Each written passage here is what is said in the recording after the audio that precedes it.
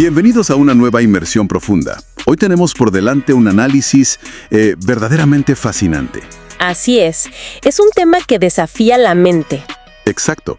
Y para la mente curiosa que siempre busca ir más allá de lo evidente, hoy traemos un documento académico sumamente estimulante. Se titula Existencia sin donación, el axioma de elección y la estructura de la evidencia matemática. Y bueno, desde el primer segundo resulta vital aclarar el enfoque de nuestra exploración para quienes nos escuchan. Claro, hay que dar un poco de tranquilidad inicial. Totalmente. Quienes nos acompañan hoy pueden respirar con tranquilidad, pues la misión de esta sesión no consiste en resolver ecuaciones en una pizarra invisible, ni en repasar cálculos áridos. Menos mal. Sí, el objetivo es adentrarnos en la filosofía de las matemáticas. Vamos a explorar cómo la mente humana experimenta la existencia de algo que estructuralmente no se puede ver, ni tocar, ni construir. Y para lograr esto, utilizaremos la lente analítica de la fenomenología, específicamente la del filósofo Edmund Husserl. Ajá, Husserl es la clave aquí. Exacto. Lo usaremos para intentar comprender uno de los principios más controversiales de toda la historia de la ciencia, el famosísimo axioma de elección. Y el misterio central que aborda este documento es, de una profundidad abismal, porque verdaderamente toca los límites mismos de la cognición humana. Fíjate que el entorno visual de nuestra conversación ya no es el habitual. De forma metafórica, claro, el fondo ha mutado hacia una especie de inmensa bóveda celeste llena de constelaciones. Constelaciones que se entrelazan con fórmulas abstractas flotantes. Es el escenario perfecto para entrar en el estado mental que requiere este análisis. Me encanta esa imagen. Porque el gran misterio que vamos a explorar es precisamente este. ¿Qué sucede exactamente en la mente humana y en la estructura misma de la ciencia cuando las matemáticas demuestran de manera irrefutable que un objeto existe, pero al mismo tiempo nos dictan que es estructuralmente imposible saber cómo es ese objeto? Es una locura pensar en eso. Es que nos enfrentamos al desafío de lidiar con una verdad que se sostiene de forma impecable sobre el papel, pero que, digamos, escapa totalmente a la capacidad de intuición y visualización. Bueno, vamos a desempacar esto. Porque para entender la magnitud de este misterio y cómo llegamos a este punto de disociación cognitiva, es necesario realizar un viaje histórico primero. Sí, el contexto lo es todo aquí. El documento nos sitúa primero en el siglo XIX. Un periodo que representó un cambio de paradigma ontológico brutal para las matemáticas. Hasta ese momento histórico, la disciplina estaba firmemente anclada en la intuición espacial. En la geometría euclidiana, claro. Exacto, en conceptos que la mente podía visualizar y aterrizar en el mundo físico. Pero entonces irrumpen figuras analíticas como Weierstrass, Riemann, Cauchy y fundamentalmente George Cantor. Ellos empujan la disciplina hacia un nivel de abstracción sin precedentes. Un salto cuántico hacia el infinito. Al comenzar a operar rigurosamente con el infinito, o sea, con múltiples tamaños de infinito y con la teoría de conjuntos, las matemáticas sufrieron una ruptura. Se alejaron drásticamente de la intuición visual cotidiana que las había caracterizado durante milenios. Y justo aquí el documento introduce el primer par de conceptos clave desarrollados por Husserl para diagnosticar este fenómeno. Hablamos de la Sedimentierung y la Zinsentleerung. Palabras alemanas imponentes, sin duda. Totalmente. Pero la idea es hermosa. La Sedimentierung, que podemos traducir como sedimentación, describe un proceso histórico donde las operaciones matemáticas fueron acumulando capas y más capas de formalización lógica. Imaginemos el lecho de un río, que con el paso incesante de los siglos va depositando sedimentos minerales. Llega un punto crítico en que la base original, la piedra fundacional del río, queda completamente sepultada y oculta a la vista. O sea que las matemáticas construyeron tanto sobre su propia base que olvidaron de dónde venían. Exactamente. En la evolución de las matemáticas, los métodos ganaron un rigor analítico y una generalidad formidables, pero al mismo tiempo ocultaron su origen intuitivo inicial. Este proceso incesante desembocó irremediablemente en una Zinsentleerung, es decir, un vaciamiento de sentido. Vaciamiento de sentido, qué concepto tan fuerte. Es que el aparato formal, los símbolos y las ecuaciones funcionaban a la perfección a nivel técnico y sintáctico, No existían errores en las derivaciones lógicas. Sin embargo, esos mismos símbolos perdieron su conexión vital con la experiencia humana originaria. Se transformaron en mecanismos increíblemente eficaces, pero fenomenológicamente opacos. Y es justo en medio de este escenario de vaciamiento de sentido, un periodo donde la comunidad matemática operaba casi de forma automática, con conjuntos infinitos y reglas de extrema abstracción, que ocurrió un evento histórico monumental. 1904. Exacto. Llegamos al año 1904, cuando el matemático Ernst Zermelo formula el famoso axioma de elección. Lo que el texto subraya de manera brillante es que Zermelo no introdujo un concepto alienígena, no sacó un postulado de la nada. Para nada. Simplemente tomó una práctica de selección, un hábito operativo que los matemáticos ya venían utilizando de forma implícita durante décadas. Lo usaban para elegir elementos de colecciones formadas por infinitos conjuntos. Y él lo formalizó, lo puso por escrito frente a toda la comunidad. En esencia, enunció que para que las demostraciones contemporáneas funcionaran, la disciplina entera estaba asumiendo la capacidad de realizar elecciones infinitas sin poseer una regla o algoritmo específico para llevarlas a cabo. Describe y categoriza este momento exacto de la historia científica. Para este marco filosófico, la acción de Zermelo constituyó un acto de Besinnung. Otra gran palabra alemana. Sí, que se entiende como una toma de conciencia reflexiva radical. Fíjate que antes de la publicación de 1904, esta práctica de elegir simultáneamente de conjuntos infinitos sin una regla clara de selección era simplemente un Reiz. Un Reiz. Un Reiz opera como un estímulo de fondo, un hábito metodológico no cuestionado que guía la atención cognoscitiva y la práctica científica sin que los sujetos se den cuenta de su presencia. Operaba en las sombras de la lógica. Como un piloto automático. Exacto, un piloto automático. Pero al axiomatizarlo, al extraerlo del fondo y colocarlo bajo el escrutinio formal, Zermelo transformó ese hábito invisible en un problema filosófico de proporciones colosales. Los obligó a mirar lo que estaban haciendo. Así es. Al enunciarlo explícitamente, el mundo matemático se vio forzado a confrontar el hecho de que estaban afirmando la existencia de colecciones formadas por infinitas elecciones, sin proporcionar ningún método constructivo, ninguna receta finita para realizarlas en la realidad. Bueno, detengamos la marcha un segundo para aclarar la terminología fundacional, ya que es imperativo que quienes nos escuchan tengan las herramientas conceptuales precisas para no perderse. El título del documento habla de la evidencia matemática. Evidence, escrita con Z al final, según su formulación en alemán. Cierto, un término profundamente ligado a Husserl, porque en el lenguaje coloquial, al mencionar la palabra evidencia, la mente suele evocar una huella dactilar en una escena del crimen. O la confirmación de que una ecuación algebraica carece de errores sintácticos. Claro, pero la propuesta fenomenológica de Husserl maneja este término desde una dimensión ontológica completamente distinta, ¿no? Totalmente distinta. El documento enfatiza que comprender esta evidence es la clave de bóveda de todo este análisis. Para Husserl, la evidence no se reduce a la simple corrección lógica de una proposición o a la ausencia de contradicciones internas en un sistema. No es solo que las matemáticas cuadren. No, va mucho más allá. La evidencia define como un Leistung, es decir, un rendimiento o una prestación constitutiva de la conciencia humana. Es ante todo un acontecimiento fenomenológico. ¿Un acontecimiento de qué tipo?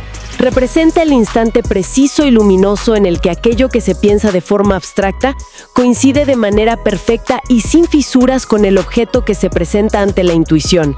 Constituye el encuentro pleno y total entre el pensamiento puro y la manifestación intuitiva del objeto pensado. A ver si logramos aterrizar esta tensión central que el documento plantea entre los conceptos de intention y erfüllung.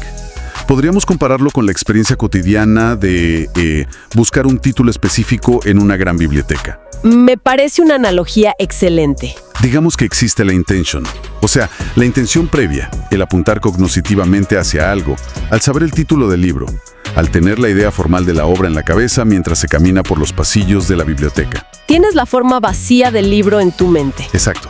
Pero el cumplimiento de esa intención, la e-fooling, solo ocurre en el instante físico y tangible en el que el volumen es localizado y sostenido entre las manos. Es el momento donde la intención inicial encuentra su cumplimiento pleno, porque el objeto finalmente se muestra y el documento proyecta esa misma dinámica sobre el problema específico del axioma de elección, demostrando que las pruebas matemáticas que dependen de este axioma generan objetos donde la intención jamás logra alcanzar su erfiulum. O sea, la intención se queda flotando. Es el equivalente a entrar en esa inmensa biblioteca, solicitar el volumen y recibir a cambio un certificado lógicamente irrefutable que garantiza que el libro existe en alguna estantería infinita, pero con la advertencia de que la entrega física jamás se concretará. ¡Wow! Un certificado de existencia sin el objeto. Exactamente. Se postula una existencia formal y absoluta, respaldada y blindada por las leyes de la lógica simbólica, pero envuelta en una opacidad total respecto a la aprehensión intuitiva. Resulta estructuralmente imposible construir o visualizar el objeto que el aparato matemático asegura, con total certeza, que reside allí. Aquí es donde se pone realmente interesante. Porque el autor del documento no permite que la exploración se estanque en el reino de la teoría abstracta. Por el contrario, despliega una gradación meticulosa.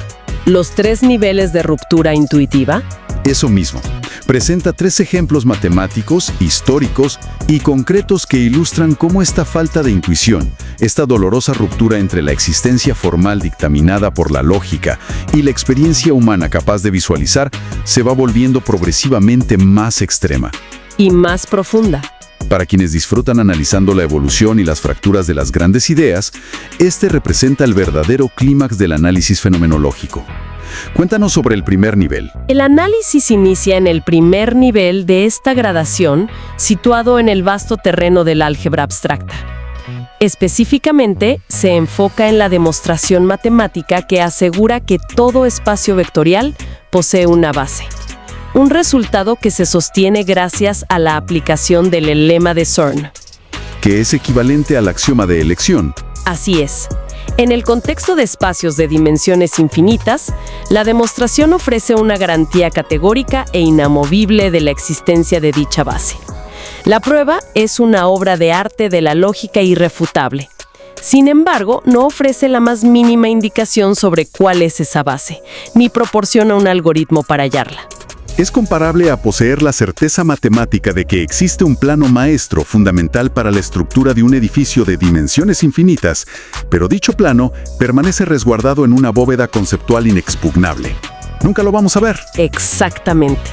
El documento clasifica esto, desde la óptica de Husserl, como una leer intention, una intención vacía. Una intención vacía. Y el matiz crítico aquí es que la demostración matemática no fracasa por una limitación de cálculo o por una incapacidad técnica del matemático de turno. La demostración simplemente es indiferente al acto de mostrar el objeto. No le importa en absoluto. Alcanza su objetivo formal de probar la existencia pura y en ese mismo acto clausura por diseño cualquier posibilidad de exhibición intuitiva futura.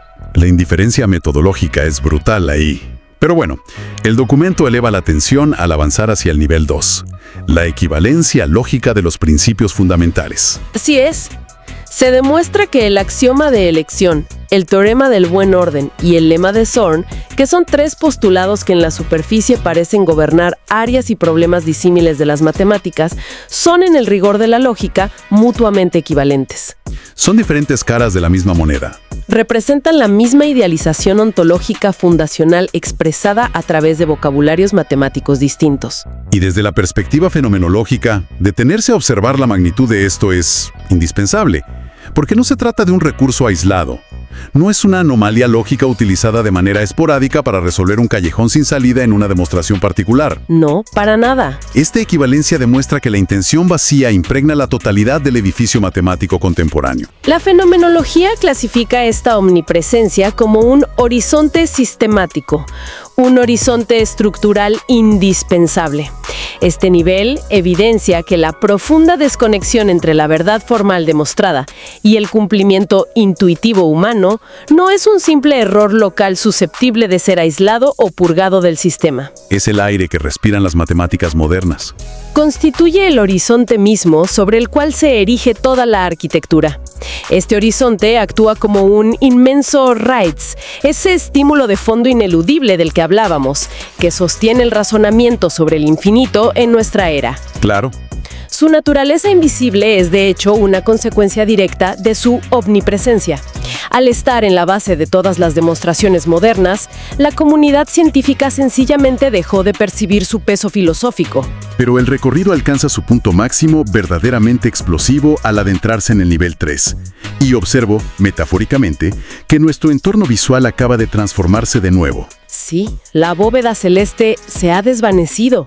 Ha dado paso a los pesados muros de una biblioteca antigua y sombría, flanqueada por pizarrones gigantescos cubiertos de figuras geométricas que desafían directamente la cordura espacial. Porque el documento nos introduce a la famosa paradoja de Banach-Tarski. Aquí las cosas se ponen realmente extrañas. En este punto, la disociación evoluciona hacia un choque frontal contra la mente. Totalmente. Esta paradoja geométrica postula, utilizando el axioma de elección como motor lógico ineludible, que es posible tomar una esfera sólida en un espacio tridimensional y fragmentarla en un número finito de piezas. Piezas que, de manera crucial, carecen de un volumen medible bajo la comprensión espacial tradicional. Y al reensamblar esos fragmentos aberrantes mediante rotaciones y traslaciones, resulta que se obtienen dos esferas sólidas idénticas en tamaño y volumen a la original. De una esfera sacas dos. Magia lógica. La demostración es matemáticamente inexpugnable, pero a nivel intuitivo resulta un escándalo absoluto. Constituye el colapso definitivo de la intuición espacial. El análisis de este tercer nivel exige un rigor casi solemne, ya que nos adentramos en el árido territorio de la evidencia negativa estricta. Evidencia negativa. ¿Qué término? Fenomenológicamente, la Dichtung, que Husserl define como la síntesis armónica de coincidencia entre el pensamiento abstracto y la intuición dada, no solo queda vacía como en el primer nivel, aquí se fractura de forma activa y violenta. Ya no es solo indiferencia. Vectorial. Aquí la maquinaria matemática toma las expectativas espaciales más universales y arraigadas del ser humano. Como la conservación del volumen, claro, que de la nada no sale materia. Exacto. Tomas esas expectativas de congruencia geométrica y las contradice frontalmente. Es una experiencia cognoscitiva donde la intuición no permanece en un estado de mera espera o vacío. La intuición recibe un impacto destructivo directo. Un choque a toda velocidad. La intención racional colisiona a máxima velocidad contra un muro de absoluta imposibilidad visual. Entonces, ¿qué significa todo esto? Si el desarrollo matemático alcanzó un estado evolutivo capaz de engendrar verdades formales que desintegran la intuición humana básica, ¿cuál fue la reacción de la comunidad científica? Resulta imposible imaginar que un consenso pacífico haya rodeado la aceptación de que una esfera sólida pueda duplicarse mediante un malabarismo lógico y fragmentos carentes de volumen. No hubo nada de pacífico en esto. Y el documento explora a fondo este cisma, abordando lo que se conoce históricamente como las guerras matemáticas de principios del siglo XX. ¿Guerras matemáticas? Suena épico. Y lo fue, a nivel intelectual. El documento reestructura la comprensión de este conflicto histórico con una brillantez notable. La historiografía tradicional de la ciencia suele presentar este periodo como una pugna dividida en tres facciones principales. Constructivistas, formalistas y realistas. Exacto. Y comúnmente el conflicto se reduce a una simple disputa ontológica sobre la naturaleza de la existencia en el universo de los números. Sin embargo, al someter estas posturas al escrutinio de la fenomenología, el texto revela que el debate enmascaraba un desacuerdo muchísimo más profundo. Una fractura sobre las condiciones de la evidencia misma. Una fractura total respecto a cuáles deben ser las condiciones de la evidencia matemática. Al desmenuzar las posturas de cada facción, el panorama se aclara enormemente. Empecemos por un lado donde se encuentran los constructivistas. Para esta corriente, la existencia matemática está subordinada estrictamente a la construcción mental paso a paso. Ellos exigen la Erfüllung. El cumplimiento intuitivo completo y sin concesiones. Si una demostración formal afirma la existencia de una entidad matemática, el matemático está obligado a proporcionar un algoritmo finito, claro y ejecutable para construirla en la mente. Si no lo puedes construir, no existe, punto. Por esta misma razón, rechazan de manera categórica y visceral el axioma de elección, argumentando que una ciencia rigurosa no puede sostenerse sobre la validación de intenciones vacías. Luego, en el extremo opuesto del espectro intelectual, se posicionan los formalistas. Para ellos, el concepto mismo de evidencia se emancipa de la intuición humana y se deposita enteramente en la coherencia sintáctica del sistema. Les importan las reglas del juego. Desde esta óptica, la Lear Intention, esa intención vacía que tanto atormenta a los constructivistas, resulta una herramienta lógica, perfectamente legítima y elegante, con la única condición de que el engranaje del sistema axiomático no genere contradicciones lógicas. O sea, si las matemáticas dicen que las dos esferas existen sin contradecirse, existen. Así es. La incapacidad de la mente humana para visualizar los resultados de Banach-Starsky se considera un detalle psicológico irrelevante frente a la belleza, la generalidad y la eficacia del mecanismo formal puro. ¡Qué frialdad! Y finalmente emerge la facción de los realistas, también conocidos como platónicos. Esta postura defiende que la evidencia, la verdad y las entidades matemáticas residen en un reino trascendente. Un reino completamente independiente de la mente que las piensa. Bajo este paradigma, si el sistema lógico derivado del axioma de elección demuestra la duplicación de la esfera, esto constituye una verdad inalterable de ese reino abstracto. El conflicto, según ellos, no reside en la validez del axioma, sino en nosotros. Claro, en el hecho innegable de que la intuición humana es una herramienta cognoscitiva limitada, estrecha y fundamentalmente incapaz de abarcar la vasta y contraintuitiva inmensidad del universo matemático real. Si conectamos esto con el panorama general, emerge el verdadero propósito de aplicar la fenomenología a este debate histórico. Husserl no quería ser el árbitro de esta pelea. Para nada. Husserl no diseña este intrincado marco teórico para erigirse como un juez supremo que otorgue la victoria definitiva a constructivistas, formalistas o realistas. El objetivo fenomenológico fundamental es ejecutar una Rückfrage. Una pregunta de retorno. Una Rückfrage opera como un retroceso analítico hacia las fuentes originarias del sentido. El documento expone que el propósito de Husserl es desenterrar las verdaderas expectativas evidenciales que cada una de estas facciones presupone como dogmas inamovibles. Cosas que asumen sin darse cuenta. A menudo sin plena conciencia de ello. Este retorno a las fuentes demuestra que el axioma de elección no es un simple postulado técnico. Es la frontera crítica. Es la línea divisoria exacta. La frontera irreversible donde la validez de las formas simbólicas puras y la arraigada necesidad humana de anclaje intuitivo se miraron a los ojos y tomaron caminos divergentes para siempre. Representa una síntesis magistral para condensar la magnitud de esta inmersión profunda. A modo de resumen ejecutivo, podríamos decir que el axioma de elección trasciende la categoría de mero artilugio técnico para facilitar cálculos complejos. Constituye la evidencia histórica del divorcio definitivo en la práctica científica moderna. Un divorcio entre lo formal y lo humano. Un divorcio entre aquello que es lógicamente válido dentro de un sistema axiomático y aquello que es vivencial, experimentable e intuitivo para la mente humana. Y es absolutamente imperativo conectar este vasto y denso recorrido filosófico con la realidad contemporánea. Es que resuena muchísimo hoy en día. ¿Por qué resulta crucial comprender este debate sobre intenciones vacías y rupturas de la intuición para quienes nos escuchan? Para esa mente inquisitiva que busca herramientas para decodificar el presente.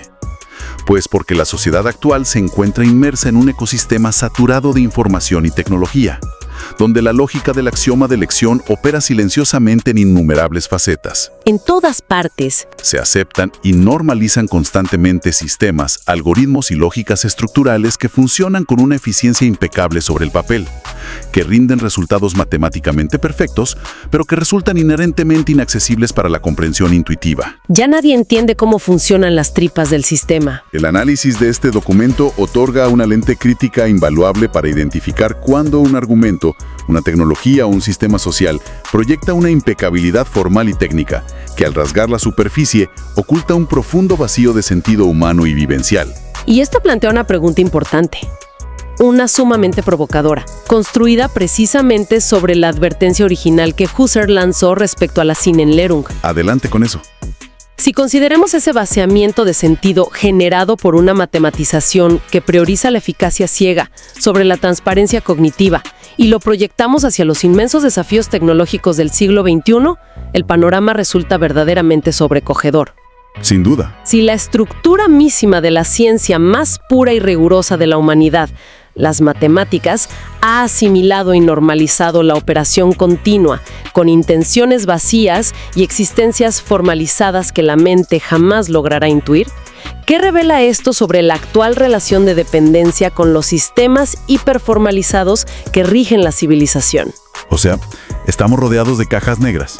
Pensemos en las gigantescas redes neuronales de la inteligencia artificial contemporánea, en los indescifrables modelos de lenguaje masivos o en los algoritmos financieros de alta frecuencia que procesan trillones de datos para dictar el destino de la economía global.